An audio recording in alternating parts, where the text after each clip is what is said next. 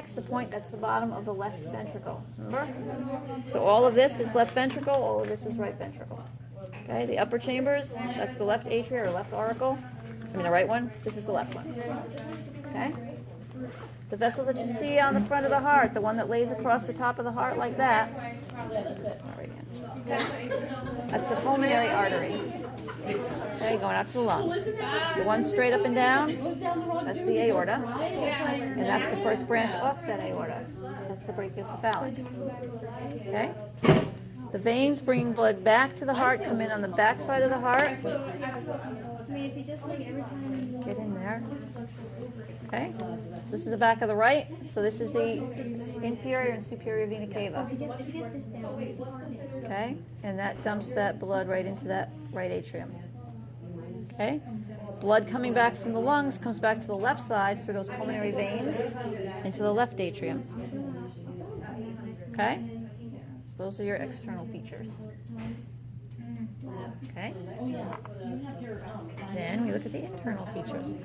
Again, this is the apex, so this is the bottom of the left. So this is left ventricle, this is right ventricle. Okay? And again, you're not going to see different layers of the cardiac muscle, right? It all looks alike. This is all just myocardium. They put pins in any of this, just say myocardium. Okay?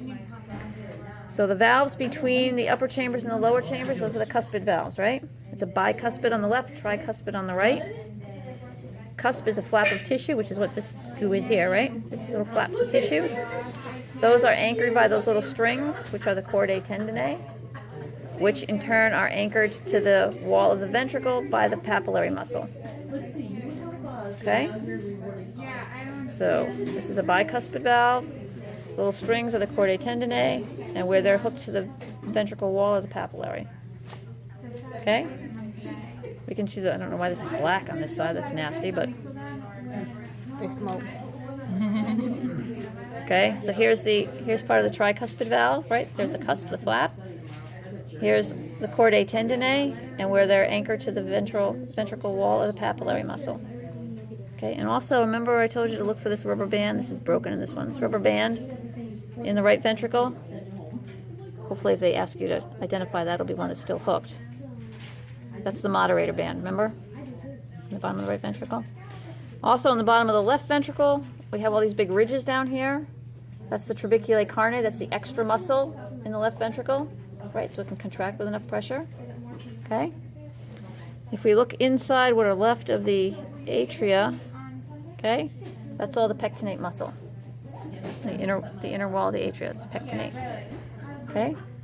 Then there are valves that regulate flow out of the heart. Those are the semilunar valves, right? So there's a pulmonary semilunar valve. So again, this is the front of our heart. There's the sulcus. Okay? Here's the pulmonary artery. And they've cut that so that we can pull this back. And right at the beginning of that pulmonary artery, there should be little flaps of tissue. This is what's left of it. Right there. And that's what's left of it on the other side.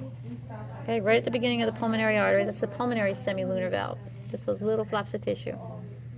Okay? Did you get it? Okay.